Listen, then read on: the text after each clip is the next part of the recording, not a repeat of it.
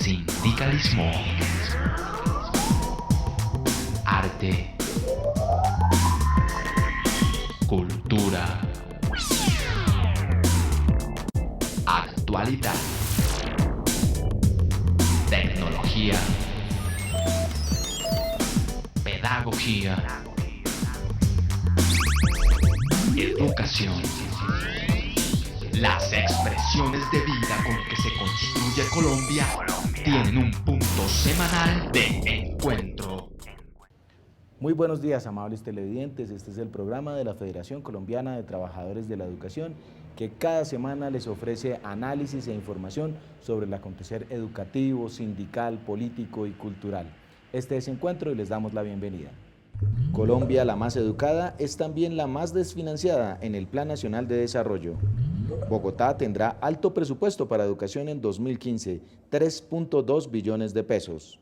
Encuentro.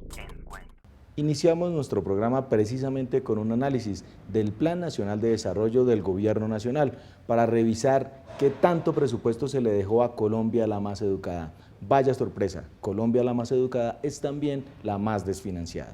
Qué bonito oír hablar al presidente de que los tres principales propósitos de su gobierno actual son paz, equidad y educación. Magnífico. Pero ya mirando en concreto, vemos primero unas metas que yo no comprendo cómo pueden ser llevarnos a Colombia la más educada. Por ejemplo, tasa de cobertura neta en educación media. Actualmente, en el 2013 dicen que es 41.3, pasada a 50%. Quiere decir que vamos a tener el 50% de los jóvenes de Colombia en educación media por fuera de la educación de las instituciones educativas. ¿Cómo vamos a llegar a ser la más educada de esa manera? En el caso de jornada única, que es tan importante, hay es una tasa un poco más ambiciosa, pero insuficiente. Se pasaría de 11.2% a 42.4%. ¿Pero por qué insuficiente? Porque esa se logra simplemente haciendo que las instituciones educativas que van en jornada de la mañana y no tienen jornada de la tarde, se extiendan hasta por la tarde. Pero lo que es realmente grueso es lograr que las que tienen jornada de la mañana y jornada por la tarde puedan reemplazarse todas por jornada de 8 horas, yendo desde las 7 de la mañana hasta las 3 de la tarde. Y esas son las otras 52% que no están en el plan. El Plan Nacional de Desarrollo en la primera revisión no solo se raja en que las metas más importantes aparecen con bajas proyecciones, sino en que no hay una propuesta educativa nacional y para evitar su construcción con la sociedad colombiana, la meta es cumplir en un 70% las órdenes de la OCDE, países europeos que desean imponer sus intereses. En general, ha sido imposible, explotando este plan por todos lados, saber cuánta plata es la que hay realmente. Me da la impresión de que no tienen la plata suficiente y por eso no lo expresan. Tanto que hemos hecho una carta ya para la Planación Nacional desde mi oficina, pidiéndole que en 5 días nos hagan una descripción presupuestal del dinero, entre otras cosas, para la educación. Mucha plática y poca plática es la mejor forma de resumir el Plan Nacional de Desarrollo, y no solo en el punto educativo, sino en general, en un momento en que las negociaciones de paz avanzan y se van a necesitar grandes recursos. En esta primera visión del Plan de Desarrollo, yo diría que mucho tilín, pero no suficientes paletas. Bogotá irá por el camino contrario a la nación en materia educativa el año entrante. Tendrá un presupuesto de 3.2 billones de pesos. Lo que esperan quienes lo aprobaron y quienes se beneficiarán es que su ejecución sea primero consultada con los educadores y segundo, que el dinero se invierta muy bien. Se fortalecen unos programas que nos parecen muy importantes y que pueden y deben ayudar al mejoramiento de la calidad de la educación. La jornada única de 8 horas, donde se aspira que para el año 2015, finalizando, pueden estar incorporados unos 225.000 estudiantes. Adicionalmente, la jornada del programa de 40 por 40, aspiramos que hacia el futuro ese programa esté orientado a fortalecer la jornada única, que creemos que es lo conveniente para la educación pública en Bogotá. Se está orientando unos recursos para la capacitación de los educadores, aproximadamente unos 100 educadores el año entrante, de unos 5.700 educadores que durante los 4 años es la responsabilidad del distrito garantizar una capacitación gratuita en la formación de maestría, inclusive de doctorado y algunas especializaciones. Los retos son ambiciosos y la comunidad educativa espera que todos se logren para elevar la calidad de la formación integral, contratar más docentes, construir más infraestructuras, ampliar las salidas pedagógicas y reforzar tecnologías y contenidos científicos. Según el concejal Montes de Oca, para no quedarse en palabras, la administración debe trabajar fuertemente, dialogar con los maestros, ejecutar el presupuesto y corregir de inmediato 2 errores. Un problema que tiene la administración distrital en cabeza de la Secretaría con respecto a la jornada única es que no tiene soporte pedagógico claro. O sea, no ha habido una construcción colectiva del rediseño curricular, de los contenidos, de la metodología, del apoyo pedagógico, del mejoramiento de la infraestructura, pero fundamentalmente el rediseño curricular no ha sido construido con los educadores ni con las instituciones de formación superior en materia educativa, referido a las facultades de educación. Los niños y las niñas, los jóvenes, en la mañana participan normalmente, se van para la casa y en la jornada extendida ellos tienen que ir por la tarde a recibir actividades educativas en áreas del conocimiento y muchos estudiantes no están llegando en las horas de la tarde. Y luego de lo nacional y lo local nos vamos con otro análisis del tema educativo, con el profesor Jairo Arenas Acevedo, secretario de Publicaciones y Prensa de FECODE.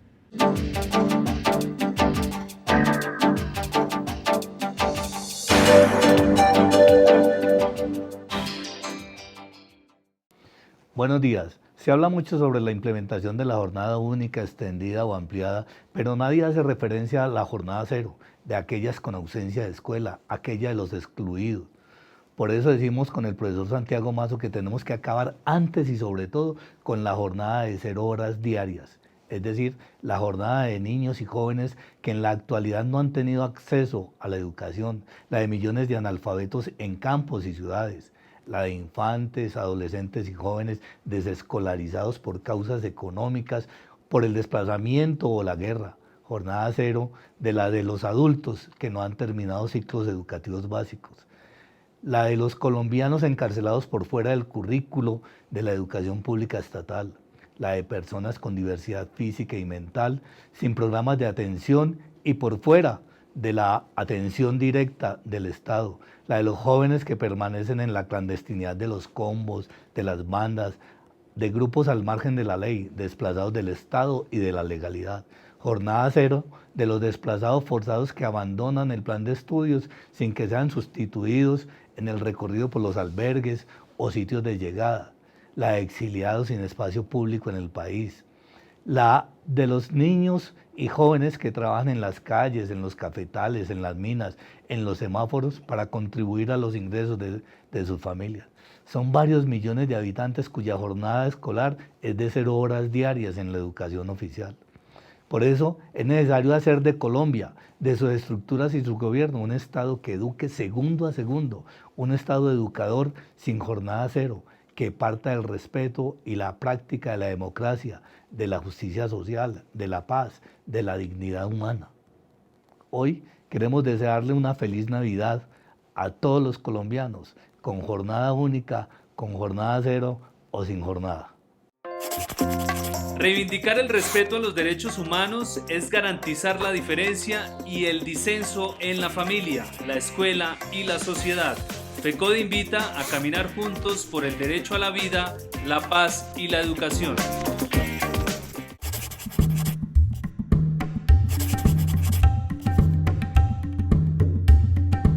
Nosotros logramos un avance importante en la negociación de los pliegos de peticiones de Pitalito, del departamento del Huila y de Neiva, logrando satisfactoriamente el desarrollo de esa negociación.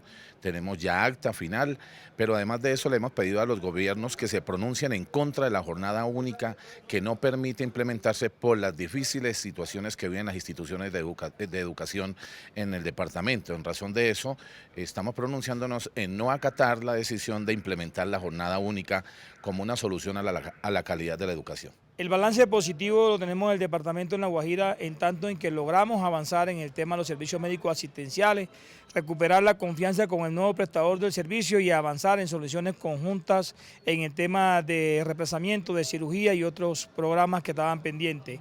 El negativo lo representa el enredo que el Ministerio de Educación Nacional provoca con la incompatibilidad del tema de la prima de servicios con la bonificación que tenemos en el departamento de La Guajira, que es un atraco al magisterio de este departamento. Tras el escándalo en la Fundación Universitaria San Martín, la ministra de Educación presentó un proyecto ante el Congreso de la República para evitar que la plata de las matrículas se vaya a negocios particulares de los dueños de las instituciones de educación superior.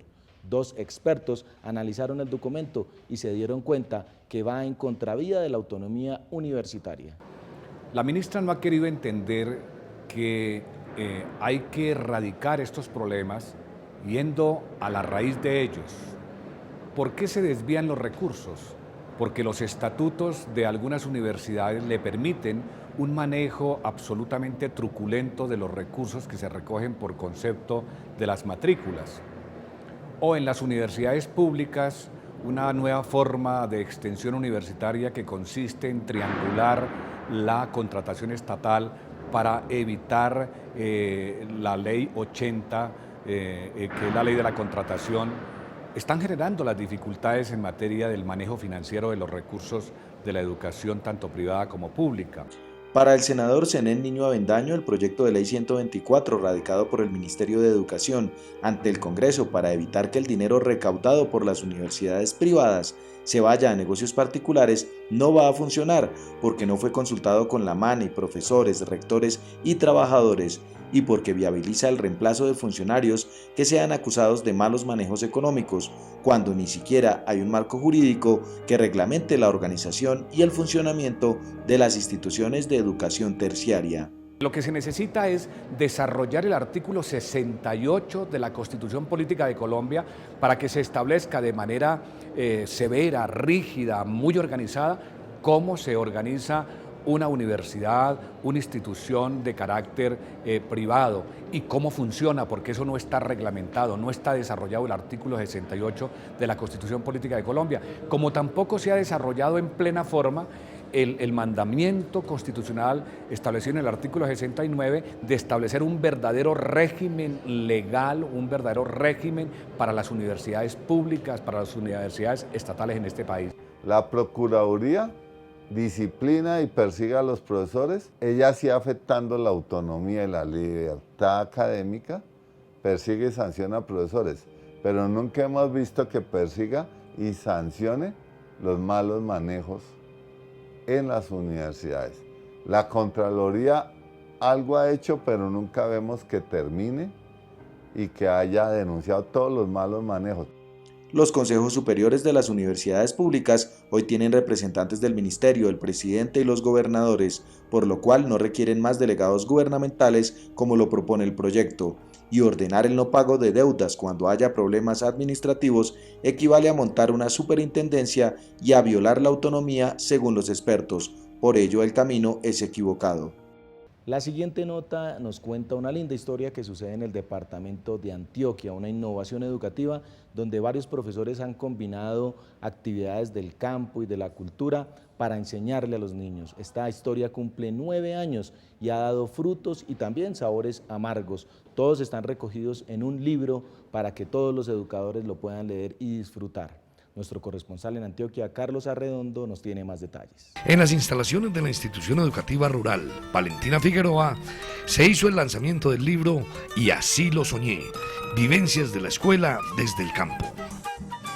Hoy fue un día de fiesta comunitario, estuvo reunido la comunidad educativa en pleno, padres de familia, estudiantes, invitados muy especiales desde el departamento de Antioquia, desde la Nación, representante de la Cámara, subsecretario de Educación, gente muy especial que nos acompañó en el lanzamiento de una obra literaria, y así lo soñé, vivencias de la escuela desde el campo. Este sueño se inició en el año 2008 con la llegada de Jorge Alirio Echeverri Tamayo a la rectoría de la institución, que por aquella época contaba tan solo con unos 120 estudiantes en vía de deserción. y hoy tiene 240 con perspectiva de crecimiento. Hay muchos proyectos, como el proyecto de café, el proyecto de ganadería, el proyecto de gallinas ponedoras, el proyecto de hortalizas, el proyecto de banco de proteínas. En sí hay muchos proyectos.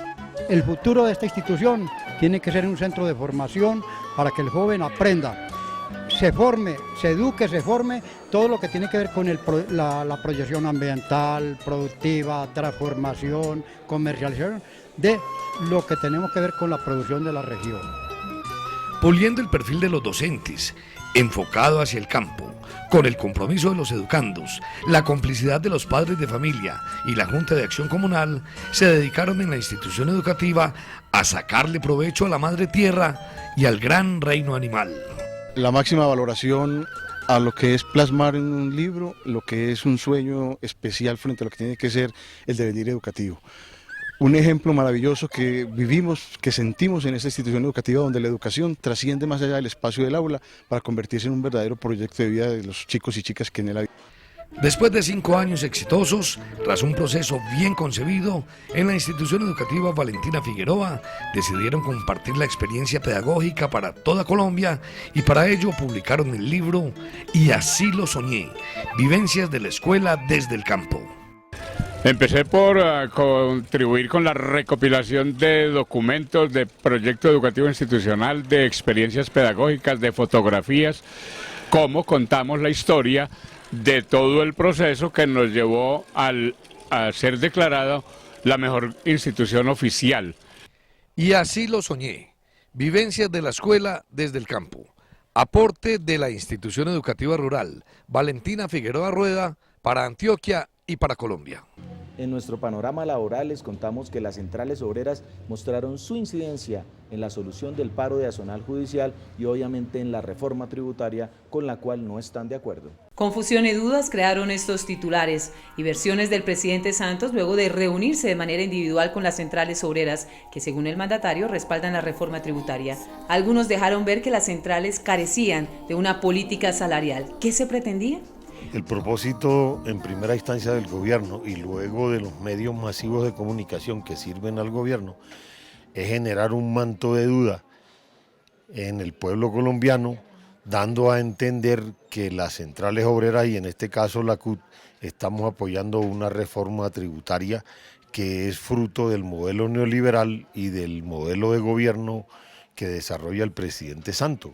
Por supuesto, nosotros tenemos claro y entendemos que los impuestos los tienen que pagar son quienes tienen el capital, pero esa reforma lleva unos venenos y es que hace la extensión del IVA, toda una serie de implicaciones en una ley del capital es que todo el pueblo paga impuestos. Ya vimos cómo el gobierno y los empresarios se reunieron y acordaron bajarle el cobro de impuestos a los ricos, a los capitalistas, pero no hay la posibilidad de que el gobierno se reúna con los empresarios, interceda en su papel desde el Ministerio del Trabajo para que se dé un aumento salarial justo, real a las condiciones que tenemos en este momento del país. Para la CUT es claro que en este momento hay que reivindicar los derechos y las conquistas de los trabajadores, apaleados e invisibilizados por el modelo del neoliberalismo, con un capitalismo salvaje que ha arrasado a los más vulnerables, quitando las horas extra, los nocturnos y los dominicales, ingresos que dignificaban el abuso de muchos patrones. Ahora sí, ni eso, pero siguen existiendo esos extras sin remuneración. Hoy se espera sea discutido en la mesa tripartita que se saque avante un incremento que represente la excelente economía del país y la paz que presume Santos. Hay un gobierno que en este momento está desesperado, la coyuntura política en el país es compleja, la situación del proceso de diálogo, las conversaciones con la FARC, las situaciones con el resto de la guerrilla, el problema de la delincuencia común, crece la violencia contra el movimiento sindical, o sea, se está moviendo la coyuntura hacia un año electoral que es el 2015. Y qué mejor propuesta desde el gobierno sino hacerle entender al pueblo común y corriente que las centrales obreras estábamos respaldando su reforma tributaria. Lo cierto es que por ahora hay división entre las centrales. La CGT insiste en el salario vital de más de 1 millón de pesos, la CUT y la CTC en un salario digno que no acabe con los incrementos en el nuevo año y que permita que los más de 2 millones de colombianos no solo sobrevivan mensualmente, sino que vivan como lo hacen los que crean las políticas económicas y engordan sus bolsillos a expensas de los que mantienen al límite en la pobreza. La Galería de la Memoria Somos Tierra es un espacio que recorre el Catatumbo y los Montes de María para reencontrarse con unas situaciones desgarradoras de violencia, pero también de resistencia civil que han vivido las comunidades. Somos Tierra es un espacio de reflexión y conciencia de centenares de familias, personas y comunidades que desde los relatos y las vivencias del pasado con una nueva voz visibilizan los horrores de la guerra mientras siembran los nuevos cimientos de la esperanza. Es un trabajo curatorial pues que se llevó a cabo en las regiones, en Montes de María y Catatumbo, y se recogieron ciertos objetos muy significativos, digámoslo así, muy simbólicos. ¿Sí? Que hablan precisamente de la tragedia, ¿sí? y del horror de la guerra. Pues básicamente esta chalupa, y acá un poco como de manera poética se hace como alusión a la herida, ¿no? Pues es el elemento pues de transporte, es la herramienta de transporte, pero además es también pues esa herramienta donde obviamente se han recogido pues los cuerpos de los ríos, donde desafortunadamente también los actores armados pues obviamente han llegado a los territorios pues más lejanos. Esta es una exposición que nos abre la puerta del alma de los invisibles, invadidos por el miedo y el terror, quienes a través de la cotidianidad de sus regiones, el Catatumbo y Montes de María, afectados hasta la médula por la violencia, muestran cómo a través de la cotidianidad rescatan la memoria para evitar que estos hechos se repitan. Y esta obra es una obra del artista Juan Manuel Echavarría, que pues básicamente documenta un trabajo gráfico de 7 años de pues estar tomando fotografías en el cementerio de Puerto Berrío, Antioquia, en donde la gente rescata los cuerpos que van bajando por el río, los apropia, los entierra y les da algunas veces pues nombre y algunas veces el apellido de su familia. Es un gesto realmente de memoria y dignidad que afortunadamente pues como que nos deja claro que todavía hay algo de humanidad. Esta galería de las víctimas de los paramilitares, del ejército y de las guerrillas, de todos los armados que han sostenido esta guerra y los que quieren continuarla porque les conviene. La galería descubre los rostros de quienes se benefician de la violencia, de quienes imponen para cosechar la ira y para recoger los frutos de la ambición. En Colombia, el derecho a la vida, a estar en el campo, a cultivar la tierra o a expresarse políticamente sigue teniendo enemigos. Los actores del conflicto amenazan, desplazan y asesinan a la población. En recompensa, reciben muchas veces ascensos o el camino libre para realizar sus delitos. Colombia es un país que en materia de derechos humanos continúa debiéndole a sus nacionales justicia y reparación. La impunidad pareciera ser la constante en casos como los falsos positivos, de los que hasta generales comprometidos ascienden en medio de investigaciones en el Congreso de la República. Los procesos se postergan y las víctimas siguen llorando a sus hijos. Así pasa con las desapariciones forzadas, los desplazamientos, homicidios contra líderes sindicales y sociales. Las amenazas en medio del proceso de paz se han aumentado y las medidas de protección siguen siendo una burocracia. Continuamos con un promedio de 200.000 desplazados por año, ya vamos en 6 millones. Entonces quiere decir que tenemos esperanza de paz, pero al mismo tiempo continúa la violencia, el conflicto y por lo tanto la necesidad del derecho humano fundamental en este momento, que es la paz. Los maestros y la escuela históricamente han sido objeto de ataques por su compromiso en construir ciudadanía con conciencia sobre paz y la guerra. Aunque este proceso de paz allana el camino más cercano para acabar con el conflicto armado, lo cierto es que aún falta mucho para que los diferentes agentes de la guerra respeten la vida, se estructure una justicia infalible a la corrupción, una política pública de protección real a las víctimas y de espacios de reparación y no de repetición. Aún estamos en pañales en esta materia porque en el papel se lee muy bien, en la práctica los años de permisividad siguen ahondando la huella de la violencia y la inequidad. Uno de los sectores más victimizados es el campesinado colombiano y nosotros nos atrevemos a decir que después del campesinado colombiano está el movimiento sindical y dentro del movimiento sindical precisamente está el sector que yo represento, el sector de los educadores colombianos. tenemos que al día de hoy más de 1000 docentes asesinados y este año han asesinado a 12 docentes. Al día de hoy tenemos 6000 docentes amenazados y de esos 6000 docentes amenazados, 1800 mínimamente desplazados.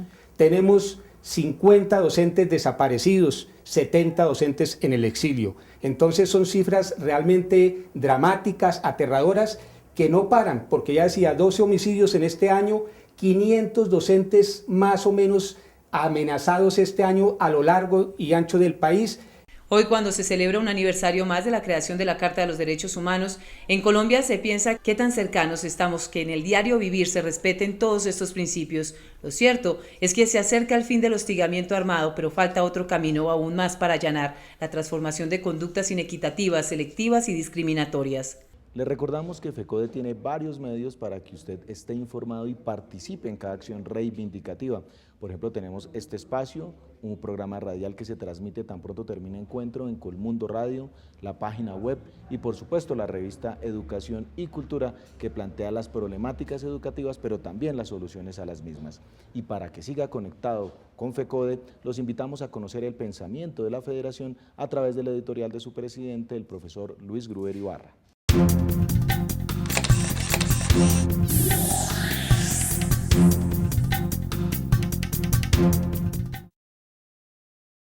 Un saludo a todos los trabajadores de la educación y en particular al magisterio colombiano. Hay un tema que es objeto de miramiento y de preocupación por parte de los trabajadores, es el tema del salario. El salario es el ingreso que recibe el trabajador para sufragar sus necesidades. En el caso de los educadores, como empleados al servicio del Estado, somos los peor remunerados. Eso hace que el trato que viene dando el Estado al magisterio sea un trato poco digno. Hoy estamos obligados a que el tema de salario tenga una mirada un poco más correspondiente a la realidad, y el tema de salario se ha vuelto una discusión del regateo, un peso más, un peso menos, pero no la mirada objetiva de lo que debe ser el salario. Y el salario mínimo debe tener como condición básica la satisfacción de la canasta básica para vivir dignamente, para tener vivienda, estudio de sus hijos, la alimentación. Hoy la canasta familiar está en un nivel muy superior a lo que es la capacidad adquisitiva del salario mínimo. De igual manera, el salario de los maestros le pasa lo que le pasa al salario mínimo. Las necesidades del maestro están por encima de lo que su salario genera como posibilidad de satisfacción. Y eso ha creado un ambiente de insatisfacción en el gremio, más en los jóvenes maestros, porque la búsqueda de satisfacción de necesidades básicas con los ingresos que se tienen son ingresos precarios y por ende la dignidad de vida del maestro se pone en tela de juicio. Creemos que esta pelea, esta batalla que tenemos que librar el próximo año, en un reconocimiento. El presidente Santos dijo, objetivamente hay que nivelar el salario de los maestros con respecto a los demás profesionales al servicio del Estado. Nosotros vamos por una pelea de nivelación, pero no es un regalo, no es una dádiva, es una lucha porque se dignifiquen los ingresos del maestro, porque el maestro pueda resolver la satisfacción de sus necesidades básicas, y por eso nuestra pelea por salario el próximo año tiene que ser una pelea documentada, objetiva, pero también en la sensibilidad social de que si el maestro no tiene satisfechas sus necesidades básicas, se dedique al rebusque y no a la profundización de la pedagogía, no a la profundización del conocimiento. Finalizamos diciendo que para nosotros el tema del salario en el próximo pliego de peticiones ocupa un sitial importante y la conciencia de los maestros con la movilización será la que permitirá avanzar en mejorar dignamente los ingresos del magisterio colombiano. El minutero marca las 7:30 de la mañana, eso quiere decir que les debemos plantear una nueva cita para de hoy en 8 días aquí en Encuentro. Les deseamos un feliz fin de semana, hasta pronto. Sindicalismo, arte, cultura, actualidad. tecnología, pedagogía.